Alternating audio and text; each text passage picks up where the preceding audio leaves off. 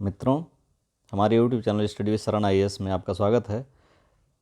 विभिन्न कोई भी एग्ज़ाम हो उसमें करंट अफेयर्स एक मेजर रोल होता है उसका। अभी आपको रिसेंटली जो एग्ज़ाम देने हैं फरवरी में 11 फरवरी को RO प्री होना है। इसके अलावा 17-18 को आपको पुलिस कांस्टेबल का एग्ज़ाम होना है। इसके अलावा 1 फरवरी से लेकर 8 फरवरी तक और भी पुलिस के विभिन्न पोस्ट पर जो एग्ज़ाम्स होने हैं उनमें करंट अफेयर्स व्यापक या कह रहे हैं मेजर पोर्शन होने वाला है और वो आपको आपके चयन में बहुत महत्वपूर्ण भूमिका अदा करेगा।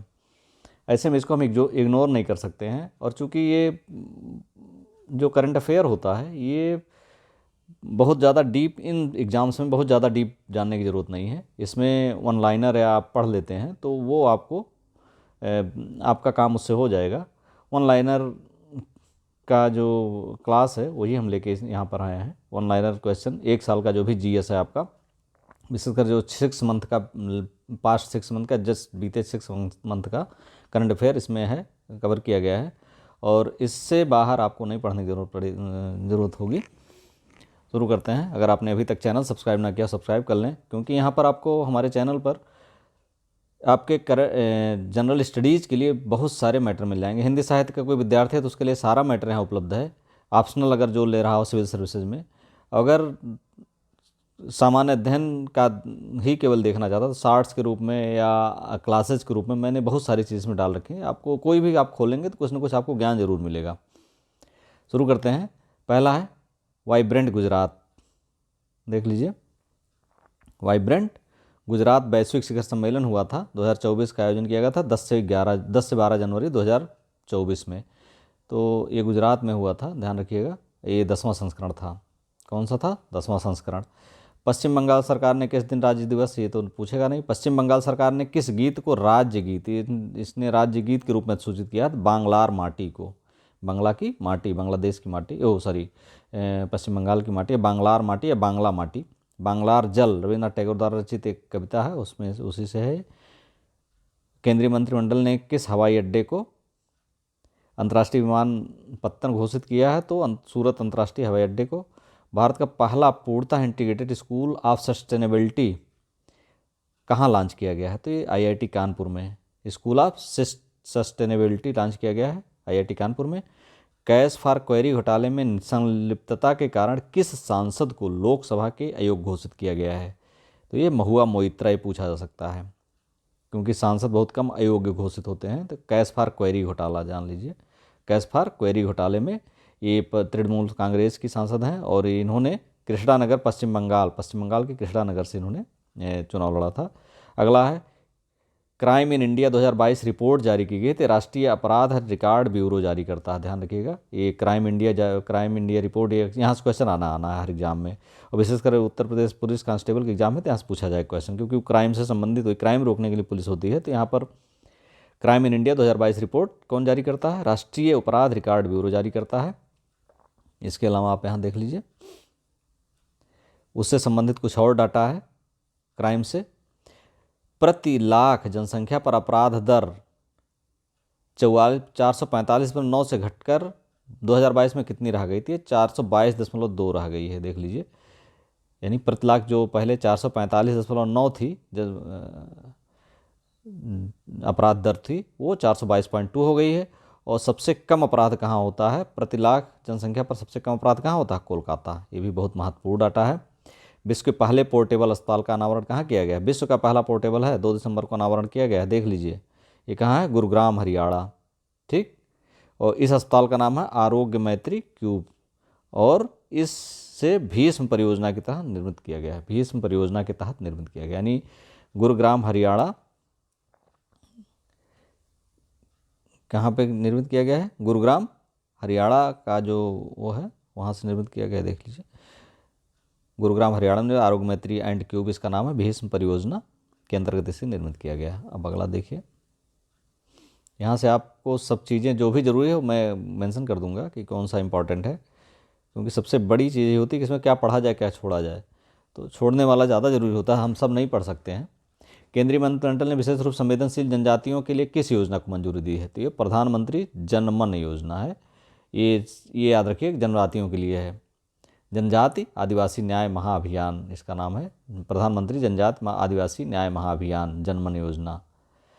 द हम्प नामक द्वितीय विश्व युद्ध संग्रहालय का उद्घाटन पासीघाट अरुणाचल प्रदेश में किया गया है। केंद्रीय मंत्रिमंडल के समूह ने ड्रोन उपलब्ध कराने की संबंधित योजना को मंजूरी दी है। तो महिला स्वयं सहायता समूहों को 10,000 में, ये तो छोड़ दीजिए। Ayushman Bharat health desk wellness centre का नाम बदल करके आयुष्मान आरोग्य मंदिर कर दिया गया है। देख लीजिए, जो प्राथमिक स्वास्थ्य केंद्र हुआ करते थे वो आयुष्मान आरोग्य मंदिर हो गए।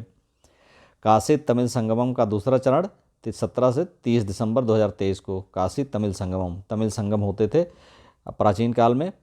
उनसे हम बहुत सारे दक्षिण भारत के जो कल्चर है उससे समझ पाते हैं कि क्या क्या होता है। वो तमिल संगमम 17 से 30 दिसंबर, वो तो नहीं है क्योंकि वो कवियों का संगम होता था। यहाँ पर धार्मिक संगठन टाइप के हैं ये सब। तो ये संगमम 17 दिसंबर 2023 को वाराणसी उत्तर प्रदेश में, कहाँ हुआ? वाराणसी उत्तर प्रदेश में हुआ।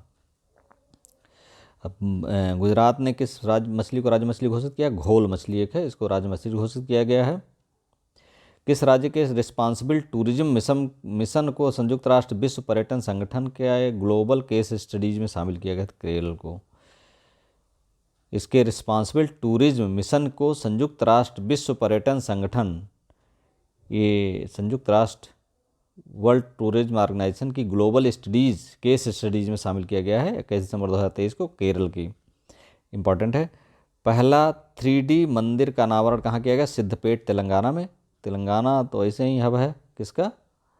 आपका सिलिकॉन वैली है एक तरह से तेलंगाना में। हैदराबाद वहीं है, बेंगलुरु उधर ही है। तो फिर सिद्धपेट तेलंगाना 3D प्रिंटेड कहाँ, 3D प्रिंटेड मंदिर कहाँ होगा? उत्तर भारत तो होगा नहीं, दक्षिण भारत ही होगा।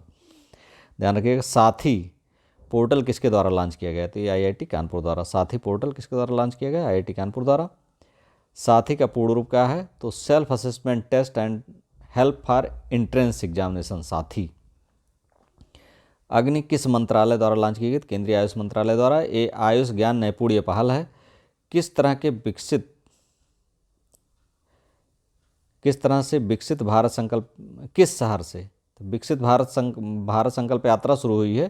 तो किस शहर से? खूंटी झारखंड से शुरू की गई है। याद रखिएगा, पूछ सकता है वहाँ से, खूंटी झारखंड से। किस राज्य द्वारा हर बच्चे के लिए हर अधिकार अभियान लॉन्च किया गया है? तो उत्तर प्रदेश से। तो यूपी का विशेष तो इसमें पूछा जाएगा। उत्तर प्रदेश से। क्या है ये? क्या है ये? है उत्तर प्रदेश। क्या है? हर बच्चे के लिए हर अधिकार, हर बच्चे के लिए हर अधिकार, ये उत्तर प्रदेश सरकार द्वारा शुरू किया गया है। नेक्स्ट देखते हैं। City investment to innovative integrate and sustain challenge कहाँ लॉन्च किया गया है? तो नई दिल्ली में। सिटीज़ 2.0 का क्या उद्देश्य है? एकीकृत अपशिष्ट प्रबंधन के साथ चक्रीय अर्थव्यवस्था को बढ़ावा देना। ये भी इम्पॉर्टेंट ही है। चक्रीय, चूँकि अपशिष्ट प्रबंधन से है, तो जो भी पर्यावरण संबंधित जो भी नए इनोवेशंस हो रहे हैं उनका बहुत ज़रूरी है कि हम उनको ध्यान रखें। तो ये city investment to innovate integrated and sustained 2.0, इसका नाम है सिटीज़ 2.0, यानी इसी का फुल फॉर्म लिखा, सिटीज़ का फुल फॉर्म है city investment to innovate integrated and sustain, इसी का ये फुल फॉर्म है 2.0। इसका मतलब एकीकृत अपशिष्ट प्रबंधन। उत्तर प्रदेश के पहले भेड़ बकरी पालन प्रशिक्षण केंद्र का लोकार्पण कहाँ किया गया? तो भेड़ बकरी पालन बनाया गया इटावा में। ध्यान रखिएगा, उत्तर प्रदेश है तो आएगा ही आएगा। उत्तर प्रदेश के किस जिले में देश के सबसे बड़े कन्या पूजन कार्यक्रम शक्ति बंधन का आयोजन किया गया है? तो गोंडा में शक्ति बंधन 22 अक्टूबर 2023 को। नरेंद्र मोदी ने अपने चित्तौड़गढ़ राजस्थान के दौरे पर किस ऐतिहासिक मंदिर का दौरा किया था? तो सांवरिया सेठ मंदिर, जो कोई इंपॉर्टेंट नहीं है। ISO 9001/2015 प्रमाणन प्राप्त करने वाला भारत का पहला महिला थाना कौन सा है? तो भोपाल मध्य प्रदेश में है ये। रैपिड रेल सेवा, भारत की पहली रैपिड रेल सेवा को क्या नाम दिया गया? नमो भारत। राष्ट्रव्यापी ऑपरेशन चक्र 2 नामक अभियान किसने प्रारंभ किया? केंद्रीय जांच ब्यूरो ने, CBI ने। अब में ऑपरेशन चक्र 2, और यह अभियान संगठित साइबर अपराध के लिए था। किसके लिए था? संगठित साइबर अपराध के लिए था। केंद्रीय जांच ब्यूरो ने शुरू किया। क्या चक्र था? ऑपरेशन चक्र 2। गृह मंत्री अमित शाह ने किस शहर में सामऊ शहीद क्या है? यहाँ देखिए, सामऊ शहीद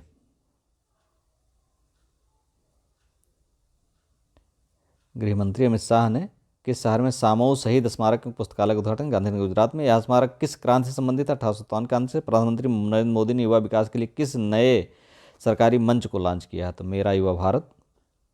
उत्तर प्रदेश का राज्य का जलीय जीव किसे घोषित किया गया? इंपॉर्टेंट है। तो ये गंगा डॉल्फिन पहले से भी था चर्चा में, गंगा डॉल्फिन को जलीय जीव घोषित किया गया है। उत्तर प्रदेश का जलीय जीव गांगे डॉल्फिन। भारत का पहला हरित ऊर्जा पुरातत्व स्थल कौन सा है? तट मंदिर तमिलनाडु। ये शोर टेम्पल है महाबलीपुरम में, इन्हीं को भारत का पहला हरित ऊर्जा पुरातत्व स्थल। देश का दूसरा राज्य जिसने जाति आधारित सर्वेक्षण कराने की घोषणा की? तो राजस्थान है। देश की जाति आधारित सर्वेक्षण कराने वाला पहला राज्य कौन सा है? बिहार है। भारत की सबसे बड़ी पंप भंडारण योजना की आधारशिला कहाँ रखी गई? तो नीमच मध्य प्रदेश में। इसकी 1440 मेगावाट क्षमता है। अक्टूबर 2023 में बाढ़ के कारण खबरों में रही दक्षिण ल्योनक झील किस राज्य में स्थित है? सिक्किम में। विजयपुर औरैया फूलपुर पाइपलाइन परियोजना को किसके द्वारा राष्ट्र को समर्पित किया? प्रधानमंत्री नरेंद्र मोदी द्वारा। यह परियोजना किन राज्यों में? मध्य प्रदेश और उत्तर प्रदेश में। फिर आते हैं इधर इस साइड में।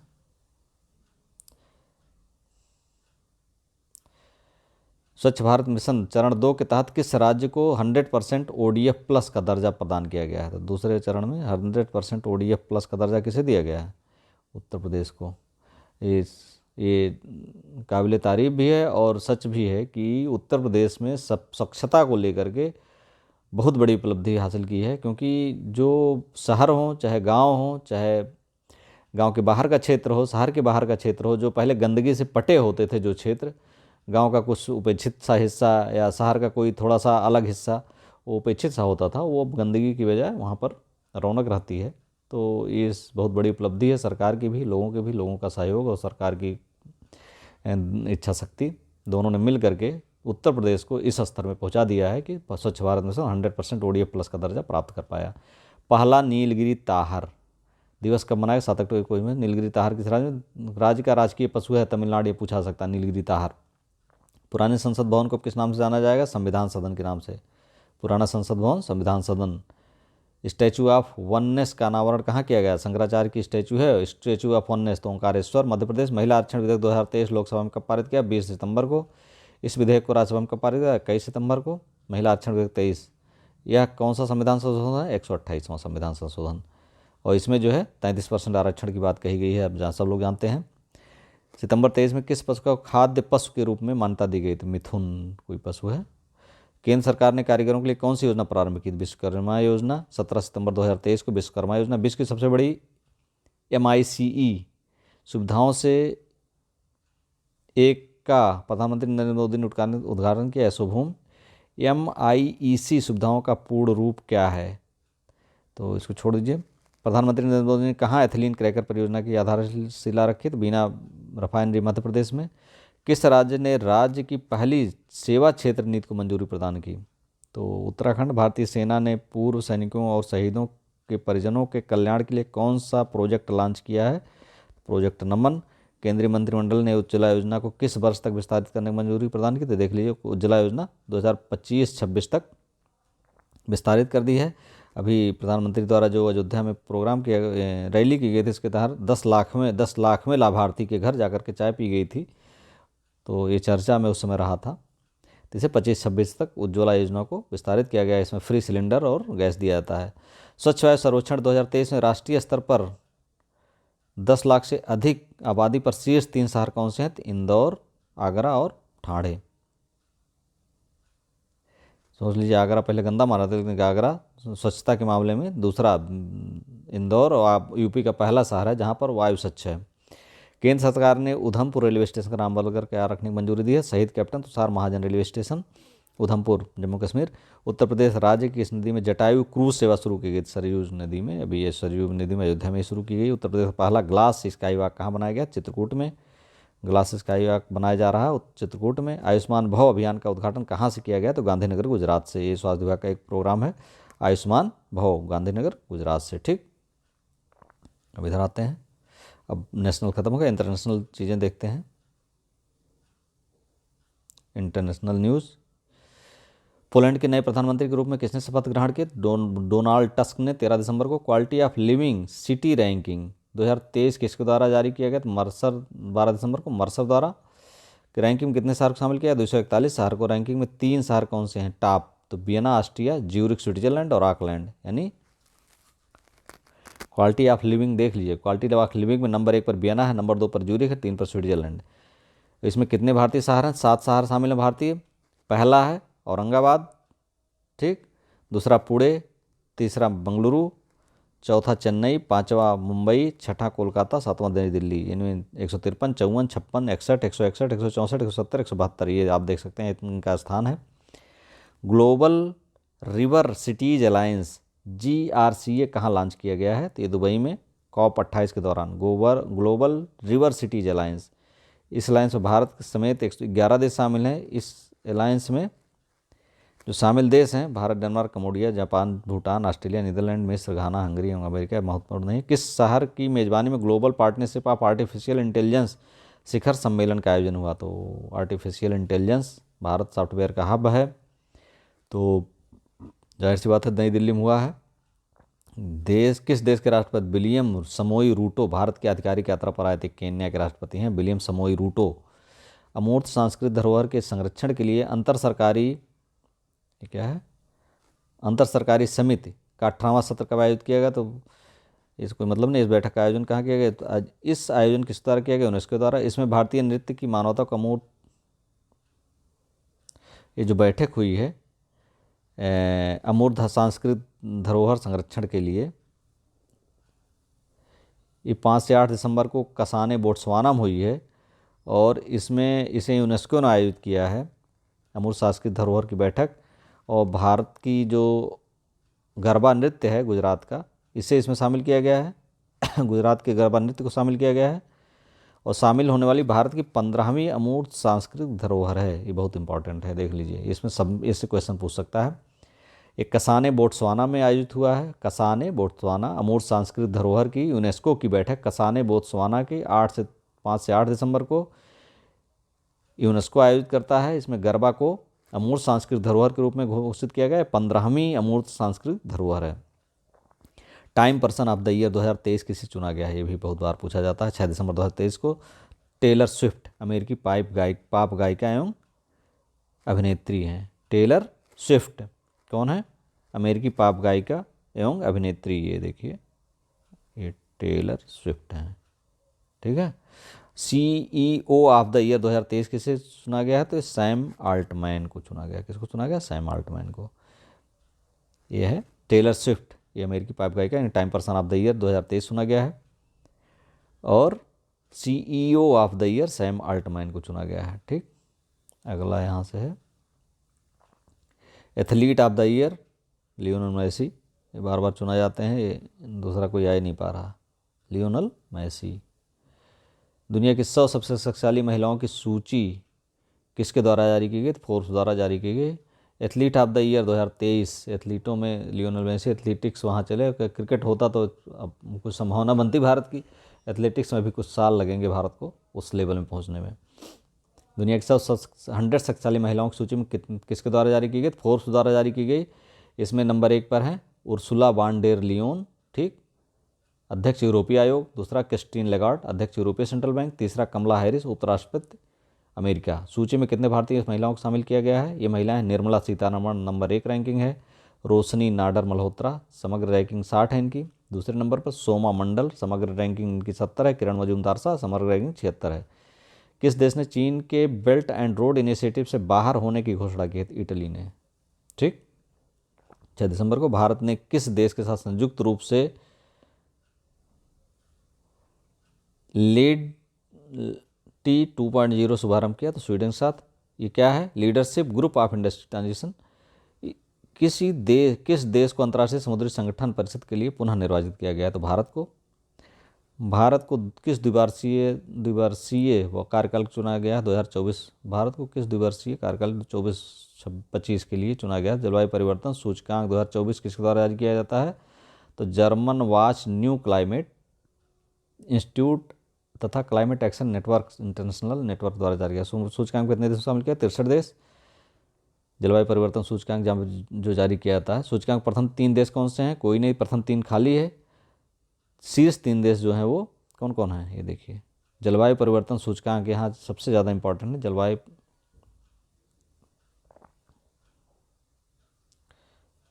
जलवायु परिवर्तन सूचकांक ये 24, इसमें 3 है, 3 शुरू वाले 3 खाली हैं। चौथे पर डेनमार्क, पाँचवें पर एस्टोनिया, छठे फिलीपींस। ठीक, भारत में इसकी रैंकिंग 7वीं है। ग्लोबल कूलिंग वॉच 2023 रिपोर्ट जारी की 5 दिसंबर को संयुक्त राष्ट्र पर्यावरण कार्यक्रम द्वारा। ग्लोबल कूलिंग वॉच रिपोर्ट संयुक्त राष्ट्र पर्यावरण कार्यक्रम द्वारा जारी की गई। रिपोर्ट के अनुसार वर्ष 2022 में शीतलन संबंधी ग्रीन हाउस गैस उत्सर्जन में G20 देशों की कितनी प्रतिशत हिस्सेदारी थी? 82%। अर्ली वार्निंग फॉर ऑल पहल किसके द्वारा शुभारंभ की गई? संयुक्त राष्ट्र संघ द्वारा। इस पहल का उद्देश्य है 2022-27 तक सभी को खतरनाक मौसम और प्राकृतिक आपदाओं से सुरक्षित करना। अर्ली वार्निंग फॉर ऑल पहल देख लीजिए। इसके बाद है यूनिसेफ ने किस देश के सहयोग से ग्रीन राइजिंग पहल को लॉन्च किया गया है? तो भारत के सहयोग से। यूनिसेफ ने किस देश के सहयोग से ग्रीन राइजिंग पहल, यहाँ देखिए ग्रीन की बात इसमें आती, पर्यावरण, तो पर्यावरण क्षेत्र में कार्य करने के लिए भारत अग्रणी है। तो ग्रीन राइजिंग पहल में भारत के साथ यूनिसेफ ने लॉन्च किया है। और यह COP28 सम्मेलन जो UAE दुबई में हुआ था वहाँ पर ये शुरू हुआ है। ठीक, ये world innovation summit for education wise WISE माने बुद्धिमान होता है। World innovation summit for education ये दोहा कतर में हुआ है। 11वां संस्करण 28 से 29 नवंबर। और इसका थीम था creative fluency human flourishing in the age of artificial intelligence. रचनात्मक प्रवाह कृत्रिम बुद्धिमत्ता के युग में मानव का विकास। किस भारतीय को वाइज प्राइज फॉर एजुकेशन से सम्मानित किया गया है? तो सफ़ीना हुसैन है पहली भारतीय महिला। वाह वाह, सफ़ीना हुसैन को पहली भारतीय महिला है, इनको वाइज प्राइज से सम्मानित किया गया है। और ये 11वां संस्करण था इसका, वाइज का। ठीक, न्यूजीलैंड की प्रधानमंत्री किसे नियुक्त किया गया? तो क्रिस्टोफर लक्सन को 27 नवंबर को। इंपॉर्टेंट है, ये पूछा जा सकता है। कौन सा मंदिर परिषद इटली के पोम्पई को पीछे छोड़कर विश्व का 8वां आश्चर्य बना? तो अंकोर वाट मंदिर 8वां आश्चर्य है। ये अंकोर वाट का मंदिर कंबोडिया में है। अफ्रीकी देश लाइबेरिया का राष्ट्रपति किसे चुना गया है? तो जोसेफ बोकाई को। 22 जनवरी 24 को जोसेफ बोकाई महोदय हो गए हैं कहाँ के राष्ट्रपति? कहाँ के हो गए? लाइबेरिया। ठीक, इसके बाद आगे बढ़ते हैं। एपेक लीडर वॉक 2023 कहाँ है? San Francisco. सबके लिए एक लचीले सारणी। लग्जमबर्ग का नया प्रधानमंत्री किसे नियुक्त किया गया है? लग्जमबर्ग।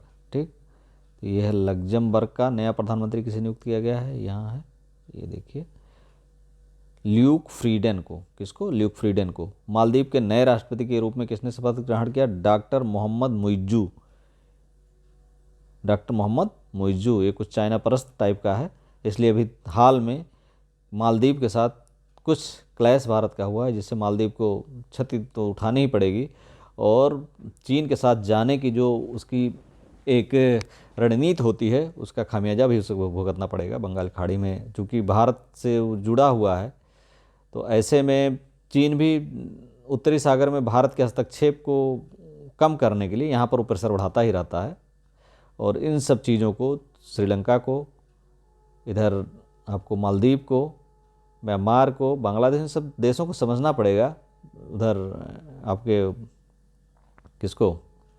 नेपाल को, इन सबको समझना पड़ेगा कि चीन अपनी कूटनीति से भारत से जो लाभ इन देशों को मिल रहा है उन पर नज़र गड़ा करके उनसे अलग करना चाहता है। चक्रवात मिथिली कहाँ आया? बंगाल खाड़ी में 17 नवंबर को आया मिथिली। मालदीव ने इसका नामकरण किया था। भारत और बांग्लादेश से प्रभावित होने वाले देश थे। इनोवेशन हैंडशेक कहाँ लॉन्च किया गया? सैन फ्रांसिस्को में। इसका उद्देश्य था भारत और अमेरिका के बीच द्विपक्षीय संबंधित तकनीकी संबंधों को मजबूत करना। भारत और अमेरिका के द्विपक्षीय संबंधों को मजबूत करना। इनोवेशन हैंडशेक 14 नवंबर 23 को सैन फ्रांसिस्को में। कौन सा देश आधिकारिक रूप से TT on conventional armed forces in Europe से बाहर हो गया है? तो रूस। अब रूस तो यूरोप के कोई संगठनों से बाहर होगा ही, उसके खिलाफ काम कर रहा। QS विश्व यूनिवर्सिटी रैंकिंग एशिया 2024 किसके द्वारा की जाती है? QS वर्ल्ड यूनिवर्सिटी विश्व यूनिवर्सिटी रैंकिंग 2024 क्वाकवारेली साइमंड्स द्वारा। इसमें सर्वाधिक संस्थान भारत के 148 देश हैं और पेकिंग विश्वविद्यालय चीन है इसमें शीर्ष पर। ठीक, पेकिंग विश्वविद्यालय चीन है। अगला देखते हैं, भारत का शीर्ष संस्थान IIT Bombay. Wow, IIT Bombay number 1 पर है। इकोलॉजिकल थ्रेड रिपोर्ट 2023 जारी की गई है institute for economics and peace द्वारा। वॉइस ऑफ ग्लोबल साउथ शिखर सम्मेलन तैयार के बाद 17 नवंबर को इसके सम्मेलन था। प्रधानमंत्री नरेंद्र मोदी की सम्मेलन का संस्करण जनवरी में किया गया, बहुत इंपॉर्टेंट नहीं है ये भी नहीं। पारे पर मिनीमाता कन्वेंशन के पक्षकारों के सम्मेलन की 5वीं बैठक COP5 कहाँ आयोजित की गई थी? जिनेवा में। पारे की मिनीमाटा व्याधि होती है, पारा अगर जब पानी मिलता है उससे शरीर के अंदर जाता है तो उसकी वजह से। चीन के बेल्ट एंड रोड इनिशिएटिव से बाहर निकलने की घोषणा किस देश ने की नवंबर में? इटली ने की थी, फिलीपींस ने भी की है। प्रथम ग्लोबल एआई सेफ्टी समिट 2023 मेजबान यूके। कितने देशों ने कृत्रिम बुद्धिमत्ता से जुड़े जोखिमों को रोकने के लिए विश्व के पहले समझौते पर हस्ताक्षर किए? तो 28 देशों ने। कितने देशों ने? 28 में। ब्लेचली घोषणा, इसे कहा गया ब्लेचली घोषणा, एआई के जो खतरे हैं उसकी वजह से। कितने शहरों को वर्ल्ड सिटीज़ डे के अवसर पर यूनेस्को क्रिएटिव सिटीज नेटवर्क में शामिल किया गया है? तो 55 शहर। भारत का कौन सा शहर शामिल है? तो ग्वालियर संगीत के लिए, कोझिकोड साहित्य के लिए। किस संस्था ने एडेप्टेशन गैप रिपोर्ट 2023 जारी की है? तो संयुक्त राष्ट्र संघ ने। यह रिपोर्ट किससे संबंधित? जलवायु परिवर्तन से। और इसमें 11 देश शामिल हैं। नए डॉल्फिन संरक्षण के लिए वैश्विक घोषणा पर हस्ताक्षर कहाँ किए गए? बोगोटा में, कोलंबिया में। अंतर्राष्ट्रीय प्रतिस्पर्धा नेटवर्क संचालन समूह के सदस्य कौन बना? भारतीय प्रतिस्पर्धा आयोग। जाते हैं इधर, हरिकेन ओटिस ने कहा, तो हरिकेन कहाँ आता है? मैक्सिको, अमेरिका में आता, तो मैक्सिको में तबाही मचाई हरिकेन ओटिस ने। ये हरिकेन है, ओटिस नाम था उसका। किस संस्था ने inter connected disaster risk report 2023 जारी की है? तो United Nations university institute for environment and human security. किस देश ने अंतर्राष्ट्रीय सौर गठबंधन असेंबली के 6ठे सत्र की मेजबानी की? 30 अक्टूबर से 2 नवंबर, भारत। 30 अक्टूबर से 2 नवंबर, भारत। ठीक, भारत के किस संस्थान को सस्टेनेबिलिटी रिपोर्ट में संयुक्त राष्ट्र का पुरस्कार प्राप्त हुआ? तो institute of chartered accountants of India को। संयुक्त राष्ट्र विश्व पर्यटन संगठन की 25वीं महासभा कहाँ आयोजित की गई? तो समरकंद में। यूनाइटेड नेशन WTO द्वारा भारत के किस गांव को सर्वश्रेष्ठ पर्यटन गांव की सूची में शामिल किया? धोराडो गांव, गुजरात। सबसे कम उम्र में इक्वाडोर के राष्ट्रपति का चुनाव किसने जीता? डेनियल नोबोवा ने। किसने? डेनियल नोबोवा ने सबसे कम उम्र में जीत लिया है। किस संस्थान ने वन CGIAR भागीदारी में शामिल होने के लिए समझौता किया? तो अंतर्राष्ट्रीय अर्धशुष्क उष्णकटिबंधीय फसल अनुसंधान ICRI स्टैट ने। CGR क्या? खाद्य सुरक्षित भविष्य वैश्विक साझेदारी अनुसंधान भागीदारी है, इसे कहा था। भारत और यूके के बीच पहली 2+2 वार्ता कहाँ आयोजित की गई? नई दिल्ली में। इसराइल हमास के बीच संघर्ष में फंसे भारतीयों को वहाँ से निकालने के लिए भारत ने कौन सा ऑपरेशन शुरू किया था? ऑपरेशन अजय। इसराइल में जो फंसे थे, वे युद्ध इसराइल फिलिस्तीन का हो रहा था। अक्टूबर 23 में भारतीय भेषज संहिता आयोग IPC किसका सदस्य बना? फार्माकोपियल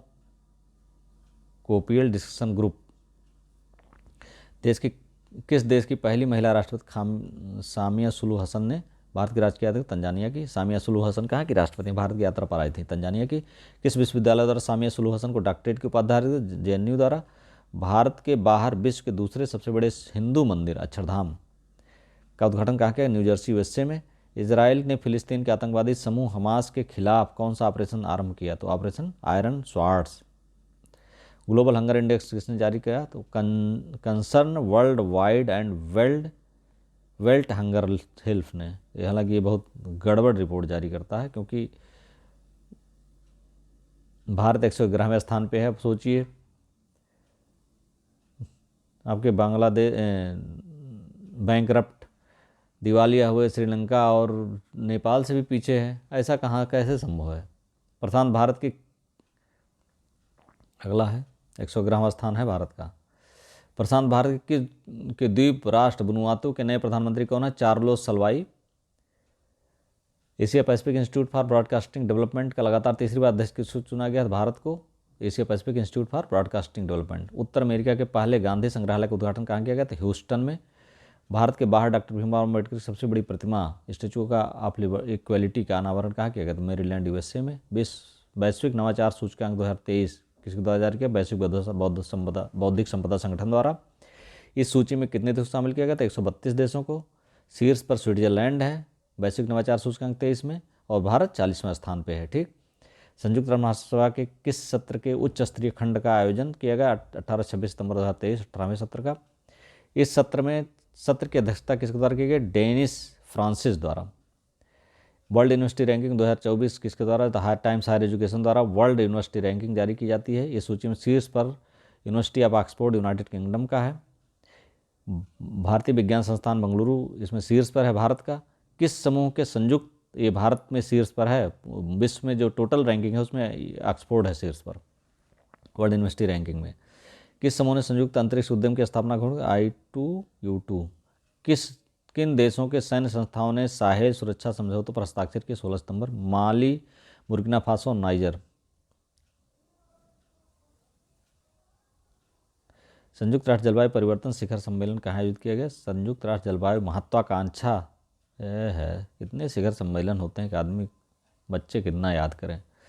संयुक्त राष्ट्र महत्वाकांक्षा शिखर सम्मेलन 2023 कहाँ आयोजित किया गया? न्यूयॉर्क यूएसए में। विश्व धरोहर समिति की 45वीं बैठक कहाँ आयोजित की गई? रियाद सऊदी अरब में विश्व धरोहर समिति की बैठक है ये। बैठक में किन भारतीय स्थलों को विश्व धरोहर सूची में शामिल किया गया? तो ये शांति निकेतन, चूंकि भारत के शांति निकेतन, होयसल के पवित्र मंदिर समूह, ये इंपॉर्टेंट है, देख लीजिएगा। विश्व धरोहर समूह की बैठक 45वीं बैठक कहाँ हुई? सऊदी अरब रियाद में। इसमें भारतीय स्थल, शांति निकेतन और होयसल के पवित्र मंदिरों को शामिल किया गया है। अब कुल भारत के स्थान 22 हो गए हैं। होयसल मंदिर समूह कहाँ? कर्नाटक में है। दक्षिण अफ्रीका किस शहर में गांधी वॉक का आयोजन किया गया? जोहान्सबर्ग में।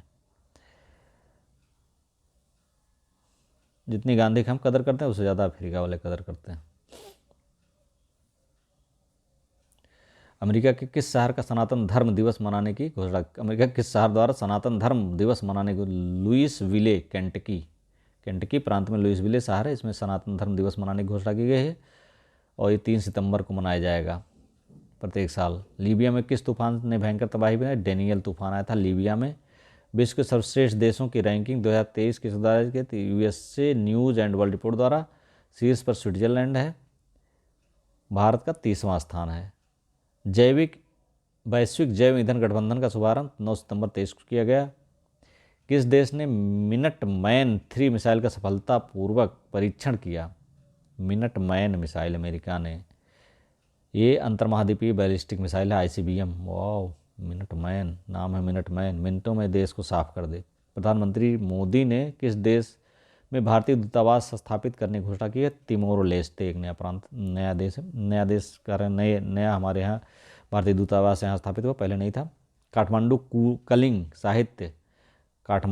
साहित्य महोत्सव आयोजन कहाँ? ललितपुर, नेपाल में। इसमें भारत, नेपाल, भूटान, बांग्लादेश, श्रीलंका ने भाग लिया। 43वें आसियान सम्मेलन कहाँ आयोजित किया गया? जकार्ता, इंडोनेशिया में।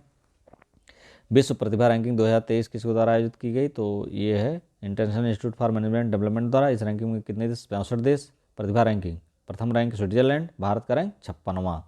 ठीक। अब इसके बाद है, इधर आते हैं, किसने बिल्डिंग एडॉप्शन, यहाँ देखिए,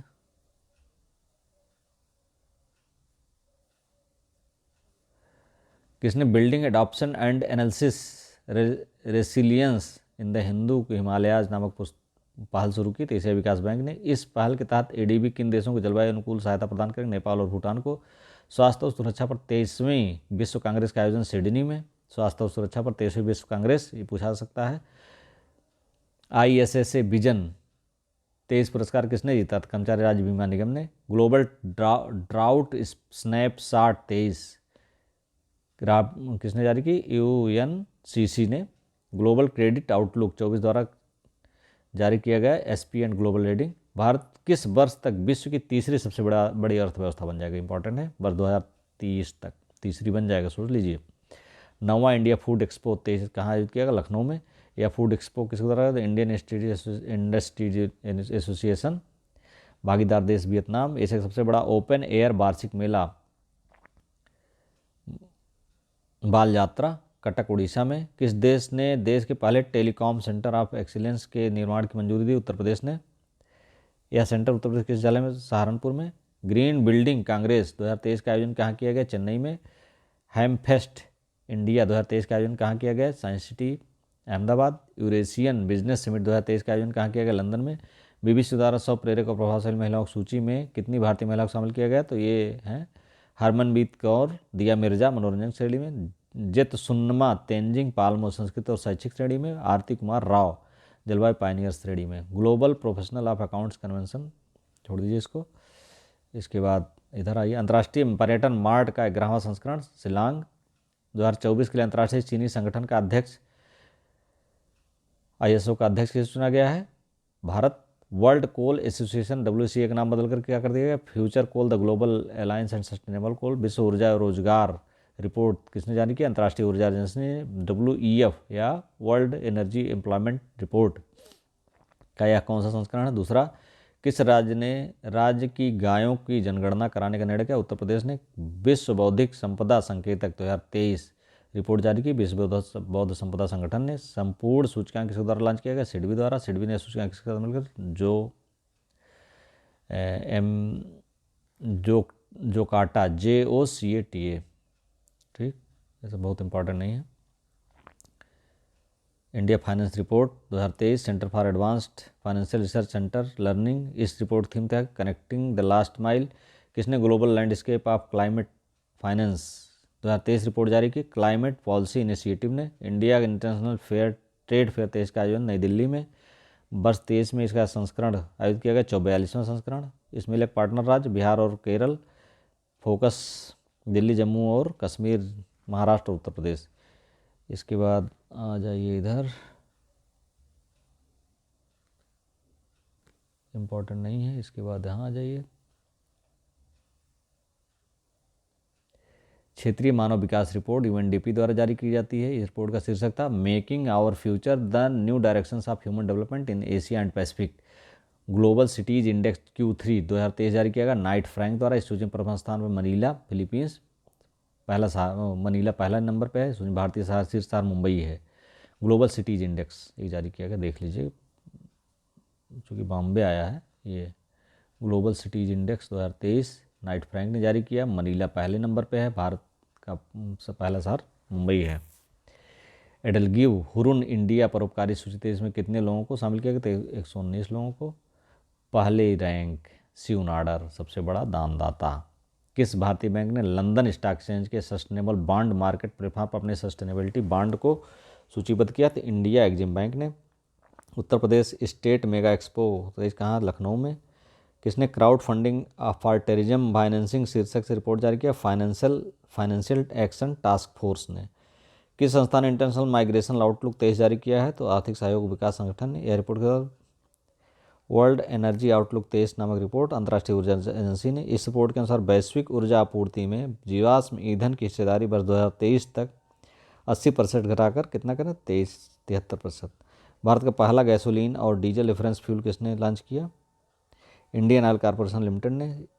किस संस्था ने electric grids and secure energy transition report जारी की? अंतर्राष्ट्रीय ऊर्जा एजेंसी ने।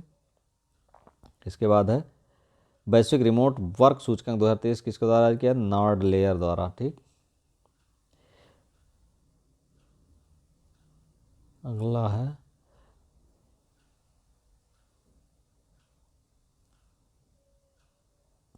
ये, देखिए इंपॉर्टेंट है आपके लिए। नवरत्न उपक्रमों की संख्या 16 है। वैश्विक पेंशन सूचकांक मर्सर एंड CFA इंस्टीट्यूट जारी करता है। नीदरलैंड पहले स्थान पर, भारत 45वें स्थान पर पेंशन सूचकांक में। टिकाऊ जीवन शैली और पर्यावरण संरक्षण को प्रोत्साहन प्रदान करने के लिए योजनाओं का सूचित किया गया ग्रीन क्रेडिट कार्यक्रम और इकोमार्क द्वारा। इन योजनाओं को किसके द्वारा सूचित किया गया? केंद्रीय पर्यावरण, वन और जलवायु परिवर्तन मंत्रालय। वर्ल्ड इकोनॉमिक आउटलुक रिपोर्ट किसके द्वारा जारी किया? अंतर्राष्ट्रीय मुद्रा कोष द्वारा। इस रिपोर्ट में 23 के लिए विश्व की विकास दर कितनी है? 3.0। भारत की विकास दर 6.3। सर्वश्रेष्ठ नियोक्ता 2023 की सूची किसने जारी की? फोर्ब्स ने। सर्वश्रेष्ठ नियोक्ता, इसमें नंबर 1 पर NTPC है। सर्वश्रेष्ठ भारतीय कंपनी बनाने में सर्वश्रेष्ठ कौन सी सार्वजनिक क्षेत्र की कंपनी जगह बनाने में? तो भारत NTPC है। विश्व के पहले हरित बांड मानकों की मंजूरी किसने प्रदान की? यूरोपीय संघ ने। किस संस्था ने अक्टूबर 23 में व्यापार और विकास रिपोर्ट? तो अंकटाड ने। रिपोर्ट के अनुसार 23 में भारत की विकास दर 6.6 रहने की उम्मीद है। और विकास दर 2024 में कितने %? 6.2%। 24 में और 23 में 6.6%। अंकटाड की जो रिपोर्ट आई है उसमें भारत की विकास दर, वैश्विक विकास दर 2.4%, यानी भारत बहुत आगे है। इसके बाद आ गई ये इधर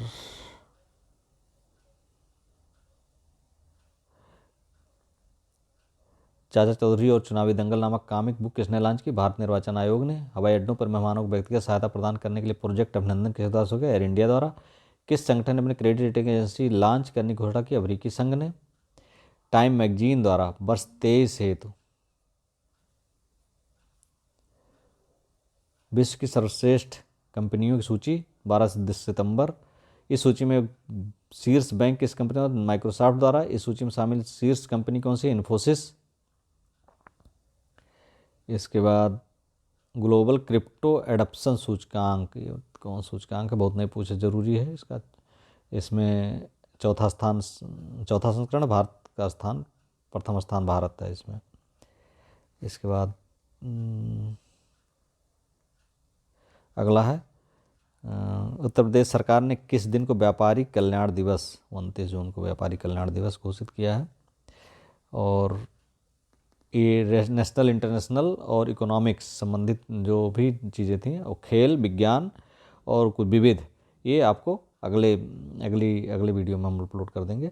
वीडियो अगर अच्छा लगा तो लाइक, सब्सक्राइब एंड शेयर। अगर आपने अभी तक सब्सक्राइब नहीं किया, लाइक नहीं किया तो कर दीजिए।